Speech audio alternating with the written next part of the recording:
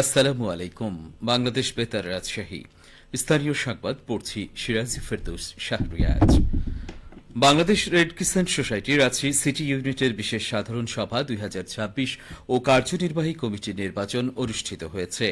আজ দুপুরে নগর ভবনের সিটি হল সভাকক্ষে আয়োজিত সভায় সভাপতিত্ব করেন red crescent society Rajshahi city ইউনিটের চেয়ারম্যান ও রাজশাহী সিটি কর্পোরেশনের প্রশাসক মোহাম্মদ মাহফুজুর রহমান রেটন। সভায় স্বাগত বক্তব্য রাখেন unit level officer Mirza Shamim Ahsan. সভায় অ্যাডহক কমিটির গত এক বছরের কার্যক্রম তুলে ধরেন সাধারণ সম্পাদক ডাক্তার মোহাম্মদ শামীম হোসেন চৌধুরী। কার্যনির্বাহী কমিটির নির্বাচনে প্রধান নির্বাচন কমিশনার হিসেবে দায়িত্ব পালন করেন অ্যাডভোকেট পারভেজ তৌফিক জাহিদি। নির্বাচনে রশিদ হোসেন চৌধুরী ও বকুল হোসেন নির্বাচন কমিশনার হিসেবে দায়িত্ব পালন করেন। নির্বাচন শেষে সভায় নবনির্বাচিত নেতৃবৃন্দের নাম ঘোষণা করেন প্রধান নির্বাচন কমিশনার। সভায় red crescent society Rajshahi city ইউনিটের সকল আজীবন সদস্য, বার্ষিক সদস্য সহ অন্যান্য সকল সদস্যবৃন্দ উপস্থিত ছিলেন।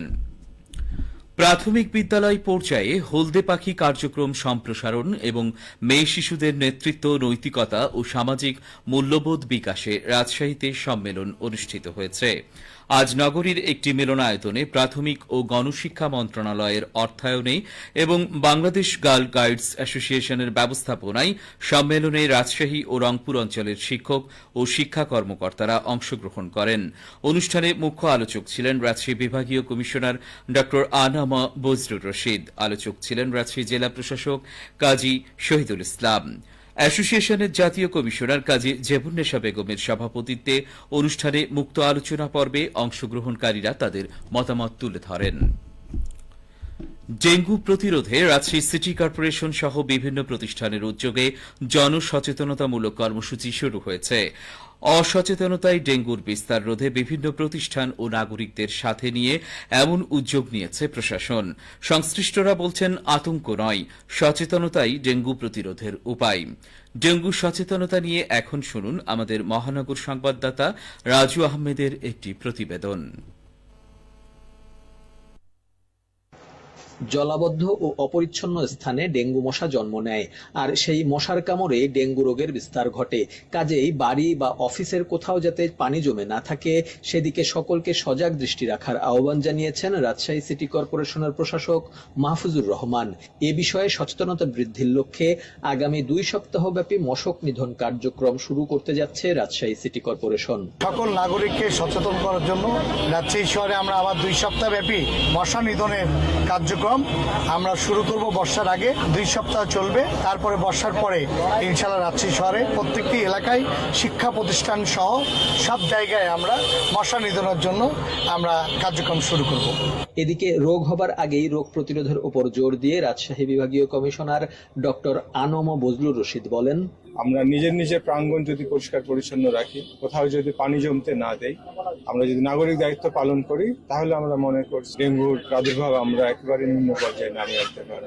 আমরা চাই যে রোগ হওয়ার আগে যেন রোগ না হয়, এই কার্যক্রম আমরা শুরু করেছি। আমরা প্রতি শনিবার বিভিন্ন অফিস আদালত পরিষ্কার পরিচ্ছন্ন কার্যক্রম চলমান আছে। এটি আমরা একেবারে ইউনিয়ন পর্যায়ে, গ্রাম পর্যায়ে পর্যন্ত বিস্তৃত করব এবং শুধু সরকারি অফিসই না, বেসরকারি সহ অন্যান্য ব্যক্তি মালিকানাধীন সকল প্রতিষ্ঠান আমরা পরিষ্কার পরিচ্ছন্ন রাখব। আমরা চাই ডেঙ্গু মুক্ত রাজশাহী তথা ডেঙ্গু মুক্ত বাংলাদেশ। প্রধানমন্ত্রীর নির্দেশনায় ডেঙ্গু নিধনে সব ধরনের কর্মসূচি গ্রহণ করা হবে বলেও জানান রাশিকের প্রশাসক মাহফুজুর রহমান। ডেঙ্গু আমরা যে নিধন করার জন্য যা করণীয় দরকার আমরা সেই উদ্যোগগুলো সিটি কর্পোরেশন থেকে নিব এবং মাননীয় প্রধানমন্ত্রীর অনুশাসনে যে বাস্তবায়ন করার জন্য যে কাজগুলো রয়েছে সেগুলো ইনশাআল্লাহ আমরা করব।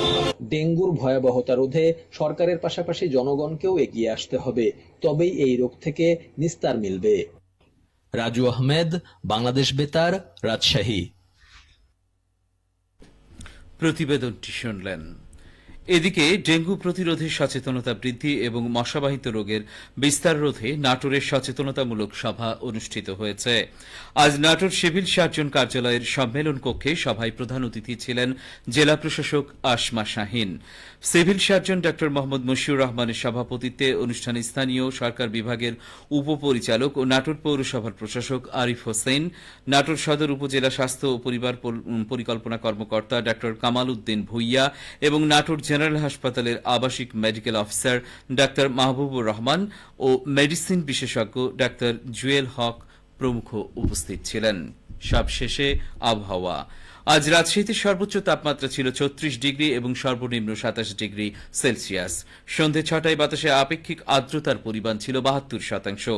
রাজশাহী ও পার্শ্ববর্তী এলাকায় আগামীকাল সূর্যোদয় ভোর ৫টা ১৫ মিনিটে। সংবাদ শেষ হল। আমাদের পরবর্তী স্থানীয় সংবাদ প্রচারিত হবে আগামীকাল সকাল ৮টা ১০ মিনিটে।